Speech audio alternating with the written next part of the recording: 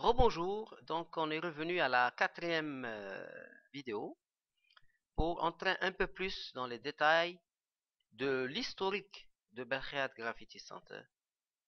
Donc là, je vous présente un graphique que vous voyez là d'un sauteur en longueur.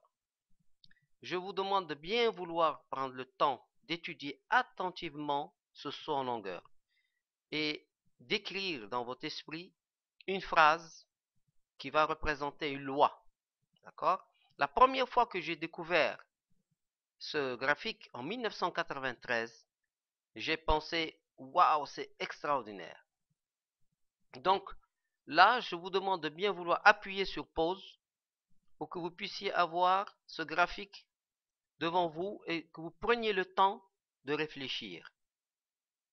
Il y a quelque chose qui est fondamental à trouver là parce que moi, ça m'a changé la vision en fait que j'avais des marchés financiers. Donc je vous laisse réfléchir, appuyez sur pause, d'accord? Bon, donc voilà, donc je vais vous dire la loi qui m'a inspiré. C'est que dès lors que le sauteur prend son envol, il a beau faire des mouvements dans tous les sens, il n'a plus aucun contrôle sur son centre de gravité.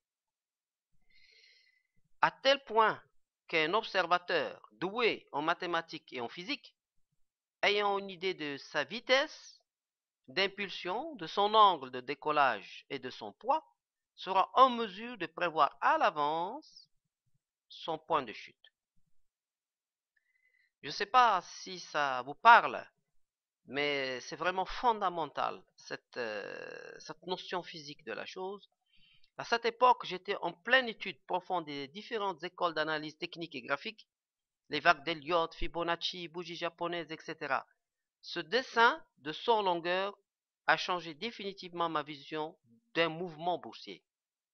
Au lieu de chercher vers quelle direction le prix se dirige-t-il, il est plus facile et naturel de calculer plutôt quelle ligne son centre de gravité va-t-il être obligé de suivre.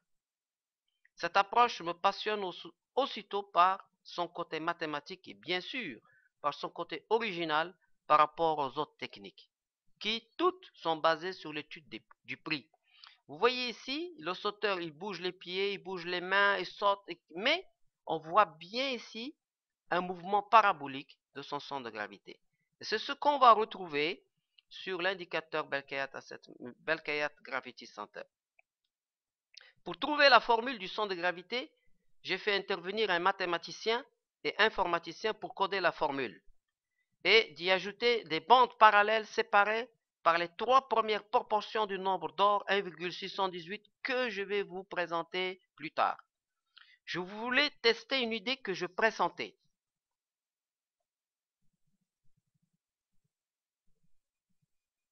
Voilà. Comme vous le voyez ici, quand il m'a présenté donc le centre de gravité avec les bandes comme ça m'a fait un choc. Parce que je me suis rendu compte qu'il y a quelque chose d'extraordinaire dans les mathématiques. C'est que vous avez un mouvement qui est incertain et imprévisible, que vous voyez là, c'est le mouvement, ça c'est du sucre, et puis on se rend compte qu'il y a une harmonie mathématique dans quelque chose de chaotique. Et effectivement, le nombre d'or 1,618 est bien là. Donc, je sais immédiatement le sucre, l'or, le dollar contre le yen, pas de doute, le centre de gravité est bien en mesure d'extraire l'harmonie du chaos boursier. Les graphiques deviennent lisibles en une seconde tout en révélant un caractère certes esthétique mais surtout mathématiquement exploitable. Il est clair que le nombre d'or définit à l'avance des zones de résistance du support, comme il est clair que le centre de gravité, qui est la ligne verte ici, joue bien un rôle d'attracteur du marché. La vidéo va bientôt finir et je vais être encore obligé de représenter une cinquième vidéo, mais il y a tellement de choses à dire sur le centre de gravité que je vous demande de rester patient. À la prochaine.